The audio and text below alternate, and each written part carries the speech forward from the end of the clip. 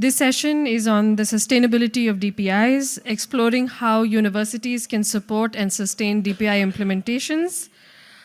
The session will be moderated by Srijoni Sen from IIIT-Bangalore.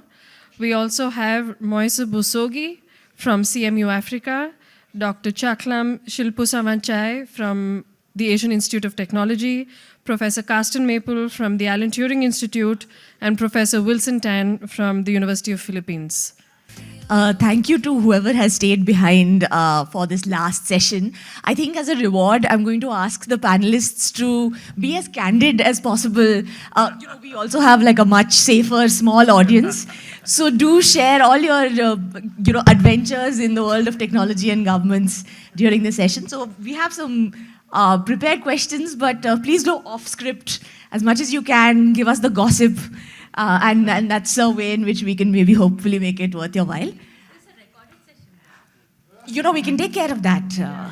Yeah, if it's not recorded, then we can say a lot of things. Yes. And she's a lawyer. Okay. You have to also forget that part. Exactly. It's freedom of expression, right? That's what we do. But thank you so much for joining the panel. I'd ask you all actually to just briefly introduce yourselves and your universities. And this first question I actually want to hear from all of you in turn around what you see as the role of universities and your institutions in particular in the digital public infrastructure ecosystem. Yep. So my name is Chaklam. I'm a professor at the Department of Computer Science at Asian Institute of Technology. So nice to meet you all. Yeah. So should I answer the question right away? Yeah. So actually, this is the first time I hear the question. So I think the question is, what is the role of university on DPI, right? So I think on top of my head, maybe I can reframe the question a little bit. Probably I would answer what is universities good at, maybe at that angle. Maybe that is something I can answer. So on top of my head, usually universities are very good at open problems, right? So if you throw in some open problems, then we academy usually can figure out what are the real problems and come up with novel solutions. So I guess that in the space of DPI, if you give open problems and you need a lot of creativity, then the academy we can do quite well. Another area that I think we from the universities that do very well is be kind of like the middleman that collaborates between governments and industries. And those collaborations usually work out well. So coming back to the questions like what is the role of universities, I think the good question to ask is what we are good at, right? And maybe I should not answer the question. Next question is what we are not good at, right? That would actually answer even more what is something that you don't ask the university to do. Yeah, but I would leave that question to the other people. Yeah, please. Yes. Thank you very much. So my name is Moise Busogi. I'm from CMU Africa, and beside teaching, I also run the Upanzi network, which is a DPI lab.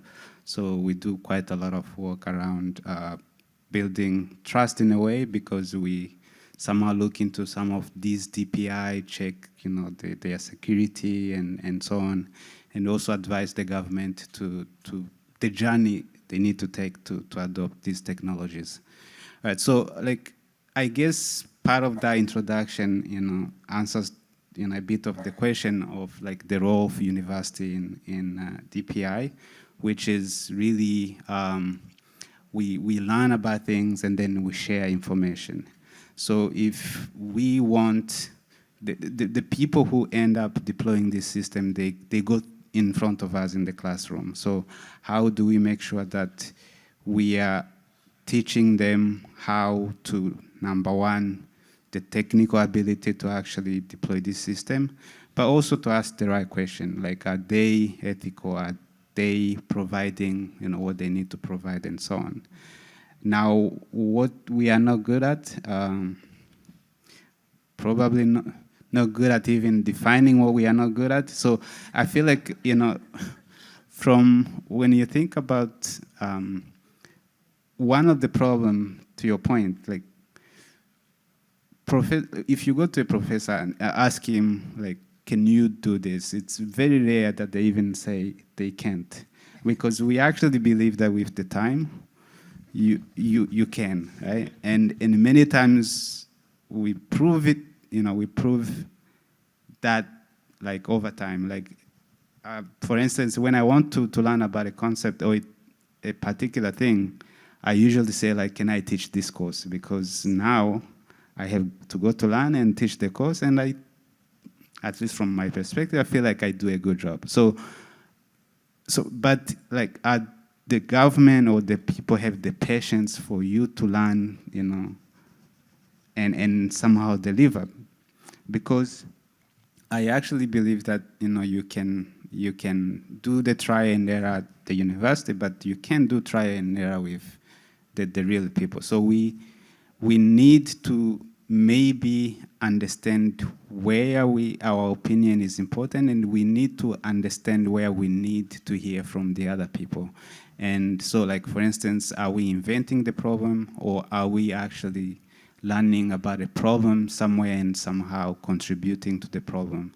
Because I think that's one thing really bad we do. We invent problem, we work on the problem that is not really that important, and I think that's something we are bad at, but I'm sure there are a lot of things we are bad at.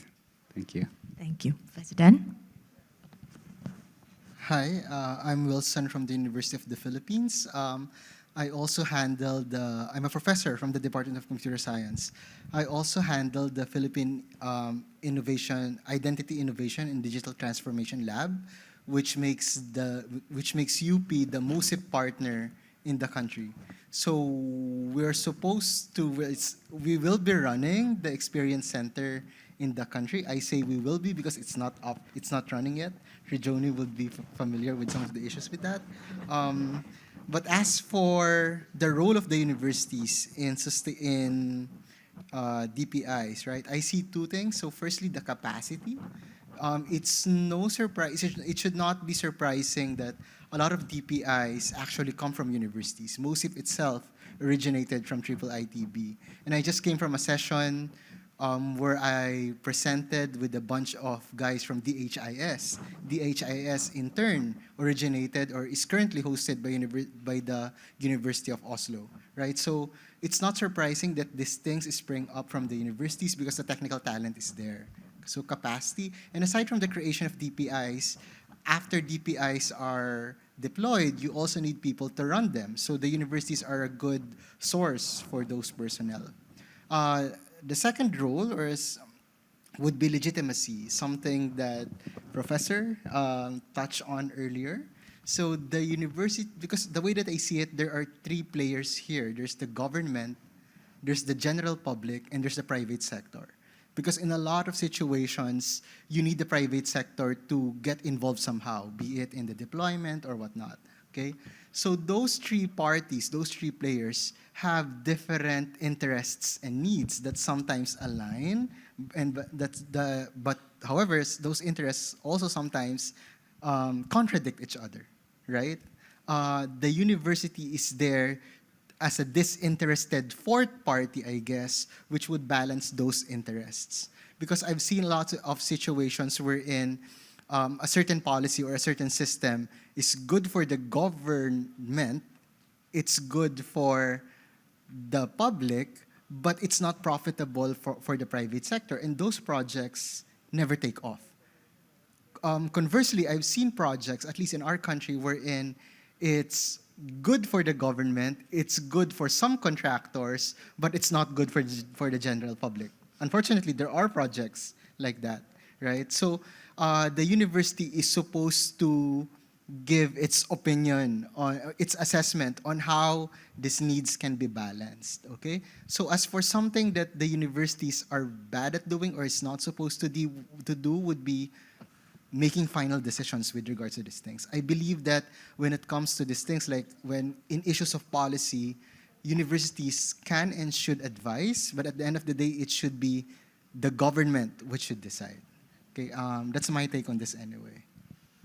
Thank you, Carsten.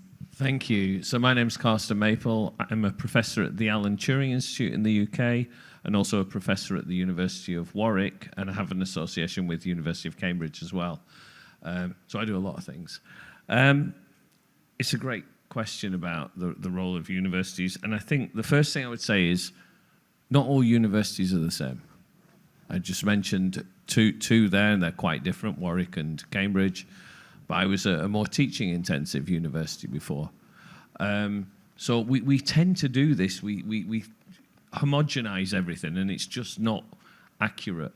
And beyond that, with professors, you know, they're very different. Some people have different motivations. I'm a professor I'm long in the tooth, so I can do what I choose. I can do things that really make a difference because I don't need to. I have a lot of publications, but I don't have to. I've won that race. I'm all good. So it gives me the opportunity. Some people aren't that fortunate that they can do that.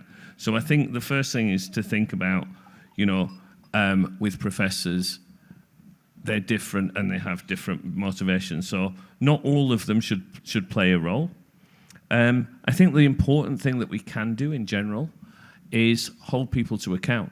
And that means, you know, so you said we can be controversial, right? So that means we can hold providers to account who overclaim on something. We are independent, we're impartial. We don't have that skin in the game. We are there to drive forward knowledge, and we generally, apart from, certainly when you get to the career point that I am, money doesn't matter, right?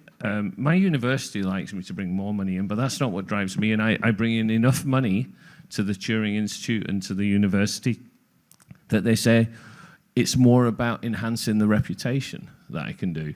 So I can be impartial and I can say that if something isn't working, it's not working. And I think that's a really important role here, to hold people to account and really to champion the individuals. So you mentioned, you know, the population.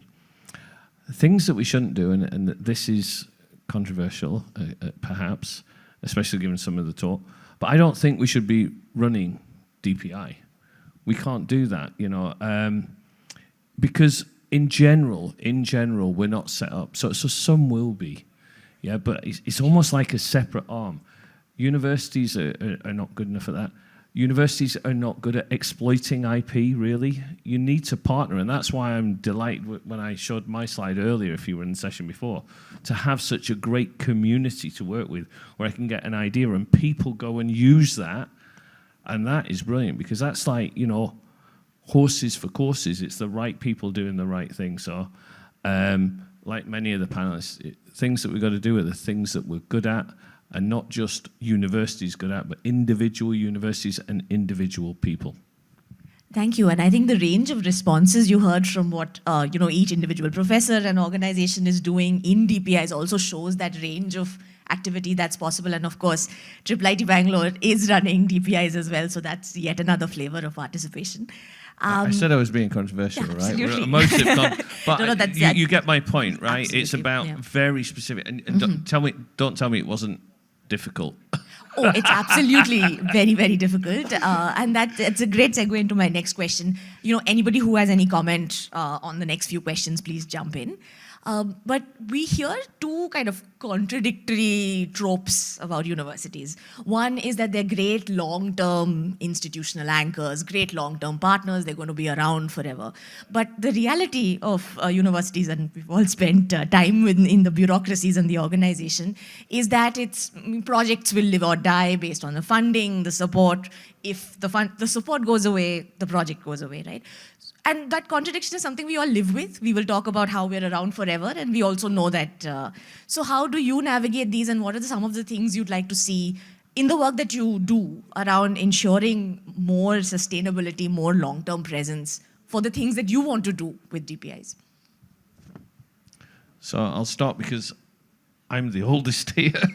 So I've done it for 20 odd years, and one of the things is create programs, yeah, and work out and help others spin out. So, and I think IIIT-Bangalore has done that, right? Created this strong program, and now looking what's the future, and that will be to give the DPI that they've created a life of their own. So either a community takes it on, or there is a spin out identity. I think that should be the way, so that it can attract different funds as well and partner up. So I think the way to do it is to look at a programmatic approach, not a project approach, because projects they should, you know, because there comes a point where you say, that project is finished because we did it. Great, you know, and we shouldn't be afraid to say there's the end of a project because it was a success. So I think look at the project as part of a program that is continuing, because programs are longer term, and look to partner or spin out to specialized entities that can get the right benefit and offer the community the right things. Anybody else? Maybe I can jump in. So obviously that is a problem, and when you think about a lot of this research, and I remember like Hassan, who used to be in the seat that I'm actually sitting, like we used to talk about how research and what they value, university what they value, sometimes is not aligned with the impact itself. So which means, like, even when you're writing a proposal, like if you're talking about monitoring a DPI, NSF is not going to give you the money, right? So basically, that sustainability become a problem, because wherever you go, no one is willing to give you the money unless you talk to Canwell, right? So, but the point being, like, maybe that's also something that need to shift a bit from the academia perspective, and I'm not sure. At the end of the day, like, things changes, and I wonder, like, if there will be a time where like people funding, you know, when you have a good idea that can have an impact, you are more likely to actually attract funding. Then that become easier to actually be sustainable, because a lot of lab that touches on high tech, they are sustainable, they always attract funding, and they never have problem to get money. But another thing is really for the government, because at the end of the day, some of these DPI are at the core of governance, and each government have a budget every year to basically do things they have to do for their people, right? So how do we influence that, in the sense that, hey, when the government Rwanda, which is where I come from, they understand the importance of those elements, and somehow say, like, within the budget, there's 1% that goes to this thing, right?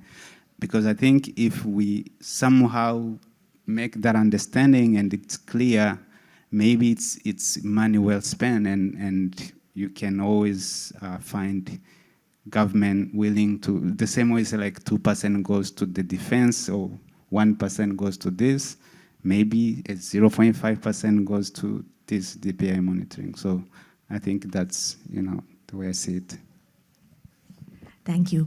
I think some of you touched on this before in your initial responses around being a third or a fourth pillar between industry, government, the public. But maybe if anybody has any examples from your own particular governments or contexts on how has it been, examples of successes or failures in working with governments, working with industry in a DPI context, and any learnings from that, specific examples of that, because I think we talk about it in the abstract, but when it comes to actually, you know, sitting across from these people, what's been the experience? Yep. So I think I can share a couple of cases in our case. So in AIT, we work with private sectors, the main SI that creates the Thai ID, and together with the Thai government, right? And the name is EDA. And I think we are very successful because we are kind of like the bridge between the government unit and the government trusts us because we are from the universities, right? And then the private sector drive the deployment. Like Carsten said, I don't think we universities are set up for any long-term production-ready software, but we are well-suited to coordinate and set the agenda, what should be done and what should be prioritized, and make sure the system is inclusive. Because usually the private sector, their interest is on profit, right? But we are free to set up our agenda, and usually we are very good at setting the agenda to be about inclusion, all those stuff, right? So I think, yeah, that is the success that I can share about. Yep, thank you. Does anybody else have an example to share? All right, last question and then we'll let everyone out. But I think the traditional role of universities in education, local research and development, fostering particularly in the African region, but generally as well, when you connect the kind of traditional ways in which local R&D is fostered with the new DPI thinking, do you see interesting crossovers? Is there something new that's required when you say, okay, we need local R&D for DPIs? I think one thing that's important is there's an increasing desire by countries to use local talent because A, they're the users, right? They've got the context. But B, I think it's important, given this is such important infrastructure, and I don't want to, the word sovereignty is used wrong very often. It's got negative connotations, and it's not about ownership or anything. It's about control and getting things. I think that is important to have a capability in your own national infrastructure. So I'm really pleased to see, you know, the way that CMU, for example, has done in Rwanda, really to say, for the region, we're going to have this local presence and do something. I think it was really a well-done thing. And I think, for me, not being in some of those developing nations, again, what I do is partner. And I think it makes me proud when some of our work or the team's work can be utilized most effectively, and that has to be by a local thing rather than people in the UK, I think. Anybody else? I think one promising development in a lot of universities is the emergence of TBIs, or Technology Business Incubators, because it's universities are waking up to the fact that they're bad at certain things, right?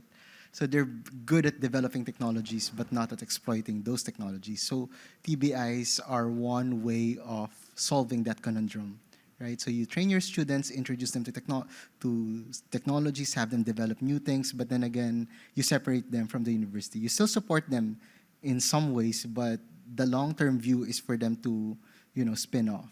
So, right. So for example, in the Philippines, in a slide that was shown earlier this morning, there's supposedly 100 something already relying parties on the national ID, but I think most of those relying parties are old companies, right? Or banks, so who use the KYC service. I think very few of those are what you could call startups, and that's one thing that we're hoping to change in the coming years or so. So, you know, that's it. Thank you. If you want time for one question. And thank you. Agree with a little bit with Carsten. Of course, universities in general are not places where we go and run deployment. I think that what MOSIP has done, MOSIP is not deploying in countries. MOSIP has built a technology, and then people are taking it and run with it. So we are good at showing what is possible and telling what is not possible. I think that that's something that we should be seeking from universities, of course, beyond building capacity and so on. Another one that, Wilson, you mentioned, I think that's innovation. So it's a great place for innovation. We have thousands of students. Each of them can come with a new idea.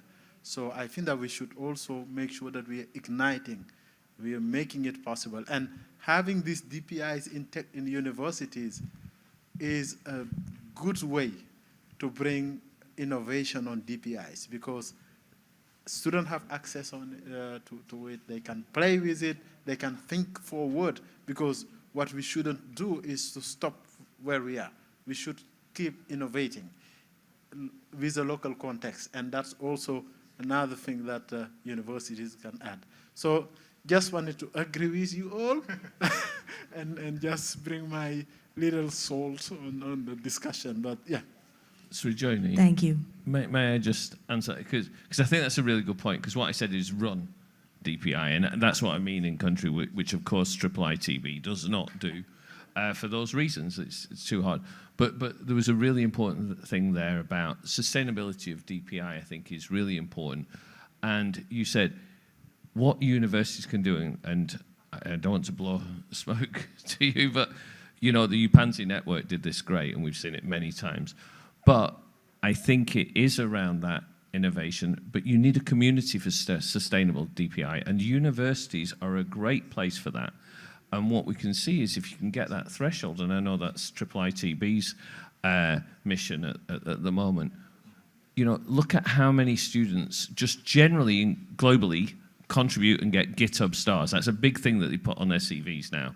I just met a student today talking about, you know, how impactful this stuff is, you know, and UM6P being a part of that, doing something so important. So actually, I think you're right. The community building, and I've said, I don't know how many times about, this is connect, and this is about bringing together people. Universities really have that significant role, but it's a two-way relationship, right? The students that can do something and say, look, that's what I did, I think is really important. So well said, Hassan. Just a brief comment. As someone who has been engaging with universities for a long time, I wanted to leave the room with the sense of outcomes depend on incentives. And what we find is that the university leadership, I think Moise said it best, the incentives, the way in the life of a young professor, in order to get to tenure, in order to get the recognition of the field so you can do whatever you want, are not impact focused. It's playing a numbers game. How much money are you bringing in? How does that tie in with the pursuit of knowledge, right? How many papers you are publishing multiplied by impact factor. Those are all incentives, and I've seen that professors who want to do good, who are capable of doing good, who have strong motivation to do it, are not encouraged. And I think that entire university ecosystem has to take a hard look at itself and say, how can we encourage more of that? And what, as the foundation, we are trying to encourage is, there is always a lot of power in collectivism. And as we look at MOSIP, connect, create, co-create, what we have here is universities across Asia, Africa, Europe, on one stage, combined behind one goal, which is to achieve impact. And I think that collectivism will help shape the incentive structures of the universities to show what is possible. And we have already seen some examples of this in Ethiopia. So yesterday, Yodahe presented what the Ethiopian ID team had done with optical character recognition to scan forms, chatbots to talk to people, results that came out of a university collaboration. So with that, I just want to say, okay, incentives and outcomes. So all the professors, please go influence your leadership to recognize the impactful work, and the numbers will come. Can you challenge this crowd to bring more professors in the discussion? Yeah. Yes, I think so. Absolutely, yeah.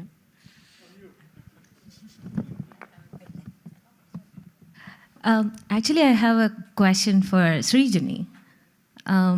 So we heard that the panel was talking about universities being a good spot for innovation, for being neutral, expressing a few ideas without fear, right? And also building communities, evaluations, and all of that. But at IIIT-Bangalore, you guys attempted something else, right? Scaling, dissemination and scaling, So I was wondering, what are those legal, administrative battles that you had to fight to make that happen? No, I think it's also the other way around. Give Like us with- some gossip. Sure. Yeah, now I have to make it sound spicier than the other. I was going to give a very boring answer, which is ultimately, like with any organization, university or not, it's the risk appetite of the leadership, right? You know, when they see a vision, are they willing to take that risk? Because the risk is, of course, there. You can think of 100 reasons why you shouldn't do it. But to someone to say that, no, I still want to see this and my organization will back this, from then on, we worry endlessly. You know, we wake up at night thinking about particular situations and, you know, we have an ideal template in mind. This is the way in which every engagement should go. But no engagement goes according to that ideal template, right? So each day is a new worry. Swaratmika is nodding her head vigorously. And so all of that worry is there, but it's a team that is cognizant of the risks, will take that into account when they act. But it's also, we know we have the support of everyone in safeguarding our own reputation, safeguarding our own interests while carrying out that impact, right? If we didn't have that from university leadership and everybody who's involved in it, I mean, the frank thing I can say is I don't think I would have done this job anywhere else. Because either it would have been that I am raising red flags and no one's listening, or that, you know, I am raising red flags and everyone's listening and not doing it. But there is a balance there in which I feel I have a role to contribute. The kind of optimistic technologists also have a role, and something hopefully decent comes out of it.